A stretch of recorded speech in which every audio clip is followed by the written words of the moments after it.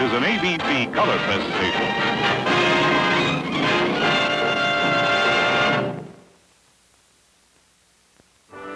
There are 5 ways of seeing the Grand Canyon. You can fly over it. You can go down the Colorado River on a raft. You can stand on the edge and look in. You can hike down in. But we're going to see it the 5th way, with the help of experts. We're going down on the back of a mule. We're going all the way, 1 mile down, where the Colorado River flows. Today, as Discovery visits the Grand Canyon.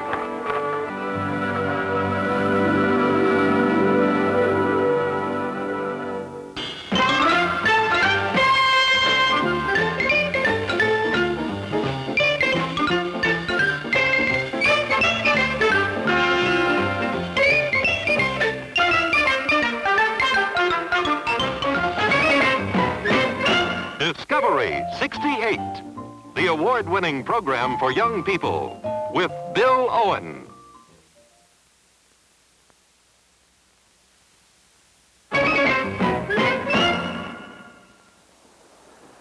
A mule trip into the heart of Arizona's Grand Canyon starts here, with the mules being packed and harnessed. There are about 130 mules in the national park, the oldest of them being 24 years old, and a veteran of 21 years service on the canyon trails. These mules are members of a dude string, meaning a string of mules intended for carrying vacationers and visitors into the canyon. That string over there is a pack string. They make the trip too, but not with passengers on their backs. Not yet. For the moment, the job belongs to these experienced old-timers. They're experienced to a mule, and it's practice they're going to need every minute of the 6 hours it takes to get down into the canyon. If you're wondering why they need all that experience, your first look over the canyon's rim will give you your answer. The Grand Canyon is a chasm of rock. Right here, it's about 10 miles across to the north rim. Other places, it's between 4 and 18 miles wide. There's a great river down there that looks like a bit of ribbon. It's the Colorado, and it's 1 mile down. We start here at the top of Bright Angel Trail, just a little west of Bright Angel Lodge. The canyon rim on the south side is about 2,000 feet lower than it is over there on the north side, so it begins with a head start as far as rock layers are concerned. The first part of the trip is called Jacob's Ladder because to a bird, or to someone over there on the north rim, that's what it looks like, a ladder. Jacob's Ladder winds its way back and forth across the face of a formation called Red Wall Limestone. If you were to break off a piece of this red wall limestone, you'd find the stone's true color is a pale blue-gray. Its outer surface is red because it's been colored by iron oxides washing down from the next layer above. But this great red limestone wall is visible wherever you look at the Grand Canyon. Sometimes it's 500 feet thick.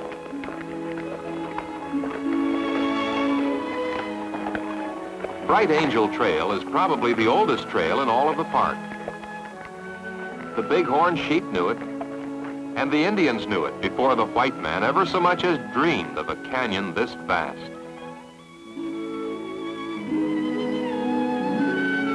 Later it was used by trappers and explorers. Then copper was discovered in Grand Canyon, and a mining company took the trail in hand and refined it to the point where burros loaded with copper ore could make the climb out to the top.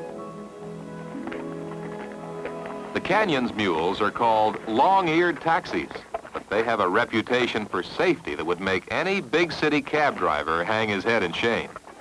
The South Rim trips use about 60 to 65 mules on an average day. Many of them have been in service for more than 20 years, having started when they were about 4 years old. The amazing safety record of these long-eared taxis is very comforting, particularly when your mule comes to a switchback, pivots on his carefully placed feet, and hangs his head out over nothing at all except fresh air. A switchback is the only way to carve a trail across these sheer and steep rock surfaces. These mules know every foot of the way down into the canyon by heart. a stone that's fallen, a slab of rock that's not where it was before. These things can stop an animal cold till he's pondered his next safe move. This is where the red wall ends, and pretty soon we can see the Tonto Plateau, a long shale slope which holds one of the miracles of Grand Canyon, the cool green Indian Gardens, a shady valley fashioned by nature as a perfect resting place for travelers on their way to the floor of the canyon. There are cottonwood trees down here, offering shade to the packers and mule guides, the travelers and the animals that brought them here. A shady valley fashioned by nature as a perfect resting place for travelers on their way to the floor of the canyon. There were Indians living here once, members of the Havasupai tribe, whose descendants have withdrawn into a more distant canyon. It's here you realize for the first time that the Grand Canyon is really a canyon within a canyon. At this point, the walls of the inner gorge drop over 1,400 feet to the Colorado River. This is where some of the journeys in the Grand Canyon turn and go back to the top, for this is as far as you can go and still return the same day. But we're going farther, all the way to the river. You've got to turn to the northeast and go down into the valley of Pipe Creek. Here, another system of switchbacks takes you down through Devil's Corkscrew. Viewed close at hand, the Colorado River is a vastly different creature from the section of silent ribbon she seemed to be at the south rim. The Indians called this the place of the roaring sound, and it's the end of Bright Angel Trail. When Bright Angel Trail ends, the mules turn onto River Trail, headed in time for the Kaibab Suspension Bridge. Before the bridge, there's a long stretch of narrow ledges above the rushing river. To make an approach to the site of the bridge, engineers had to blast a long tunnel out of solid granite. And the hooves of the mules ring with a different sound as they prepare to enter Bright Angel Canyon. Deep in the canyon, there's rest and reward for these animals and for the human burdens they've carried so uncomplainingly 1 mile down into the great heart of Grand Canyon. This is Phantom Ranch. Today's traveler can make it down here in a reasonably easy 6 hours. But it wasn't always that easy. We'll find out about the first man to come down into the canyon by way of the river, and we'll learn how he changed the canyon's name in just a minute.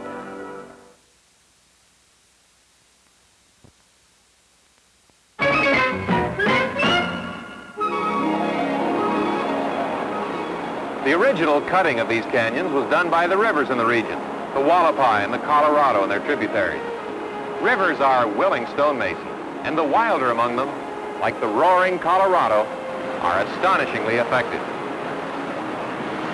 As a cutting abrasive, the Colorado carries every day 80,000 tons of rocks, stone, and silt, tearing through the narrow canyons, scraping away some of the stone, and carrying it along with the water.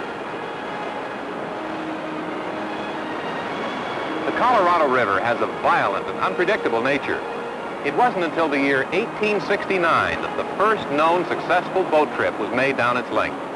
It was the achievement of an extraordinary man. John Wesley Powell was a geologist who had lost an arm during the Civil War. He was discharged with the rank of major. In 1869, he started out on an adventure that was to hold more terror than anything he had known since the Battle of Shiloh. He took only a party of 4 small boats and set out to conquer the wild Colorado, the most treacherous waterway in the entire American West. Major Powell's expedition was the first in history to travel the entire length of the river. John Wesley Powell was to keep a notebook, which, though water-soaked, was unfailingly vivid. Before he entered this unimaginable canyon, he wrote, "We have an unknown distance yet to run, an unknown river yet to explore. What falls there are, we know not. What rocks beset the channel, we know not. What walls rise over the river, we know not." The sound grows louder and louder as we run, and at last we find ourselves above a long, broken fall, with ledges and pinnacles of rock obstructing the river. There's a descent of perhaps 75 or 80 feet in a third of a mile, and The rushing waters break into great waves on the rocks and lash themselves into a mad white foam. It is nearly 1,000 feet to the top of the granite. There is no hesitation. We must run the rapids or abandon the river. First, we are on smooth but swift water. Then we strike a glassy wave and ride to its top, down again into the trough, and up again on a higher wave. Still on we speed, shooting past projecting rocks, now on this side, now on that. We're carried into an eddy, which we struggle for a few minutes, and are then out again, the breakers still rolling over us. Our boat is unmanageable, but she cannot sink, and we drift down another 100 yards through breakers. How, we scarcely know. The walls now are more than a mile in height, and the river is closed in so that we can see it but a few hundred yards. What there may be below, we know not. Turbulent and dangerous as it was, not every one of Powell's hours in the Colorado was filled with terror and potential disaster. There were long, tranquil stretches, and once in a while, even a quiet beach on which to rest and sleep. In gratitude for a little calm and quiet in the midst of the uncharted, unknown dangers of the massive canyon, John Wesley Powell, geologist, explorer, and one-armed veteran of the Civil War, conceived the name Bright Angel, which would eventually spread from the creek to the canyon, and to the trail we've come down, and to a lodge on the south rim. But Powell's skill at place naming didn't stop with Bright Angel. In the years before his expedition, the huge canyon, taken as a whole, had been called the Big Canyon or the Great Canyon. But it was Powell in his 1869 journal who called it, for all time, Grand Canyon. The Grand Canyon has surrendered some of its mystery since the days of John Wesley Powell. Helicopters now hover in its clear air. Hikers find their way down its switchbacks and along its ledges. Even the river, for all its rapids and its dangers, sees 20,000 people every summer making their way down in rubber raft parties. But however populated it becomes, the Grand Canyon still seems to belong to the long-eared creatures who brought us down. Those Kansas and Missouri mules, the most trusted animals on earth. How do you take a country mule and turn it into a dependable trail pilot? We'll find out in just a minute.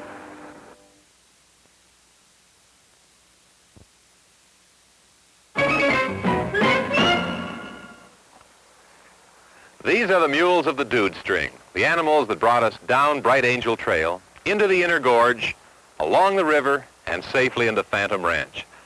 But off in the canyon this morning, just as every morning except Sunday, every week of the year, there's a different sort of mule string. They may look the same, but they aren't. This is the pack string. It's made up of mules that aren't quite ready for the task of carrying tourists and visitors into the canyon. This is the on-the-job training provided for mules new to life at Grand Canyon. Everything that's needed at Phantom Ranch is brought into the canyon by the pack string. They're on their way in now, heavily loaded with sheets, towels, fresh meat and vegetables, canned goods, fuel oil. In short, anything and everything that's needed to run the camp.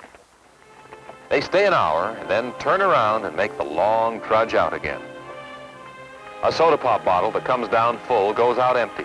Even the cap goes out. Nothing that might mar the beauty of the canyon is allowed to stay down in.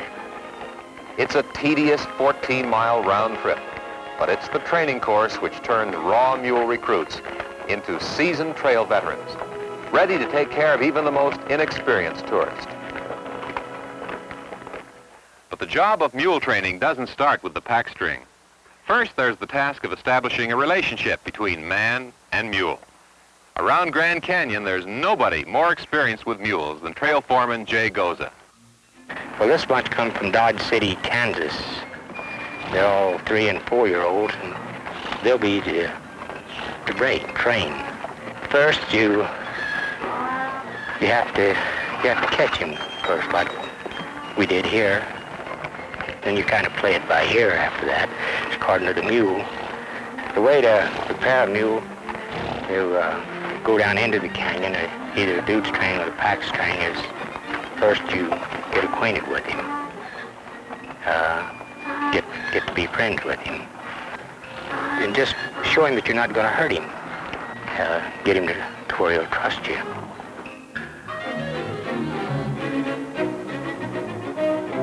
They're a lot like, well, just any animal or people. They all have a different personality. This bunch was raised gentle. I mean, they were raised around a corral, and they're gentler than mules that would be raised out on the range. They're pretty well used to people being around them. And tie him up pretty tight to where he can't jump away from you, and show him you're not going to hurt him. You pet him, rub him over, and then you train him to lead. And it's pretty easy with a mule. They catch on to that right easy. I think they're one of the smartest animals we have. The second step is, begins after you get the halter on him. You learn him to lead then. This is teach him whenever you have the rope and walk off, that he'll walk along with you. To do that, you usually tie him on to another mule or a horse, and you might have someone behind him to kind of scare him along. As you pull on the rope, he sets back, make him move on up, and he sees that whenever he gives slack, it isn't going to hurt him, so he'll walk right on up on a loose rope then. They're real famous for taking care of themselves. The third step would be tying up the hind foot.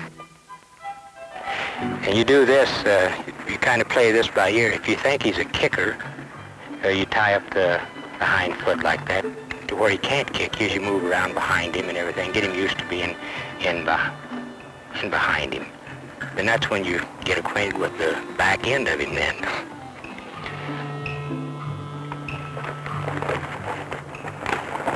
And when he sees that he can't kick you, he'll quit crying. The fourth step would be, you usually sack him out there. You take a blanket or something like that, or shaps or something, and just wave it around over the back, under the stomach, and round over the neck. This is to get them ready to put the saddle on, to where when you do put the saddle on, they won't buck it off. If you can keep them from ever bucking, well, you probably will never have a mule that'll try it. When Jay Goza and the packers and the trail guides think they're ready for it, the mules become a part of the pack string. They have to get used to the idea of following the leader and edging their way along narrow trails and hairpin turns out over seemingly endless open space. Not every mule makes the team.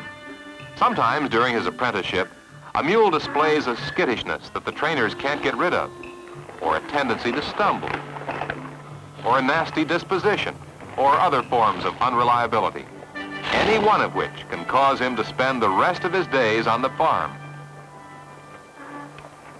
But these mules have made the grade and are regulars on the South Rim to Phantom Ranch Run. There have been mules making the trip since before the turn of the century. Nowadays, between 8,000 and 10,000 muleback riders see the canyon every year. Everyone who comes here sees great beauty and feels a sense of renewed wonder.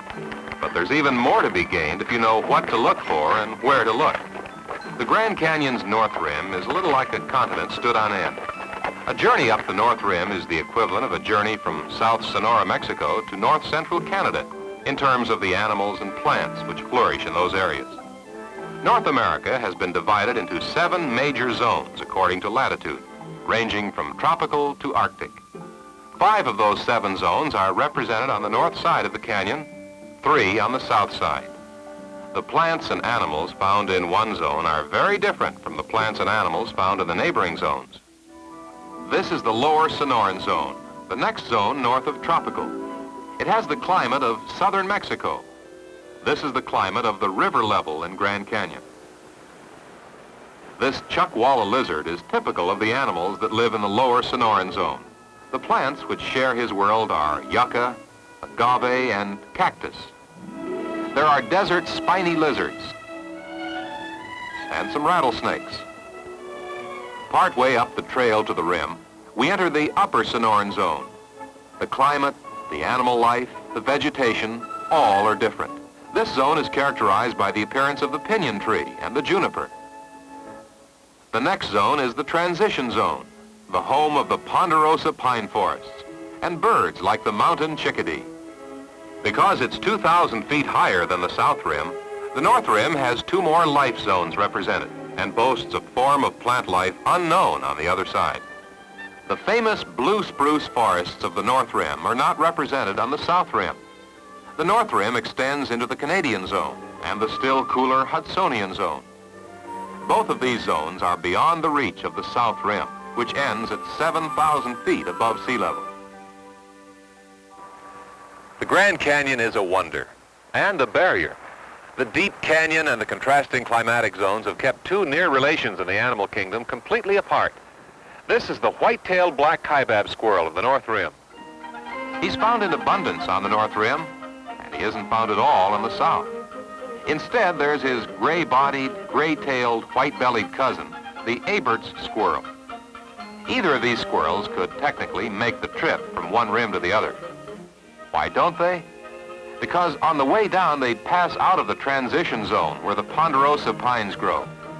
Since both of these squirrels depend on ponderosa pine nuts for food, they'd have to go without food for too long a time to make the journey, even if they found a way to make it across the Colorado River. To a mule, the Grand Canyon is a life of hard work and changing altitude. To us, it's one of the greatest experiences the world still has to offer. We'll be back in just a minute.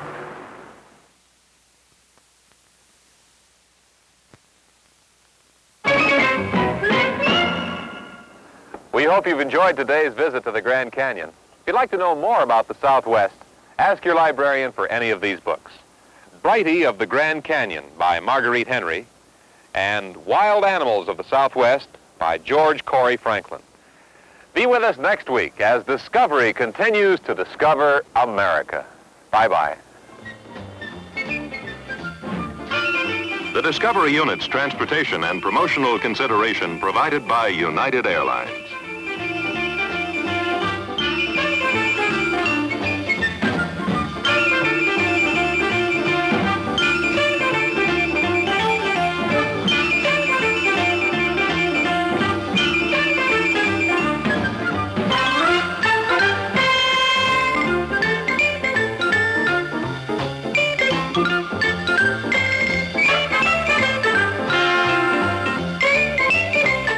This has been a Jules Power production in association with ABC News and Public Affairs.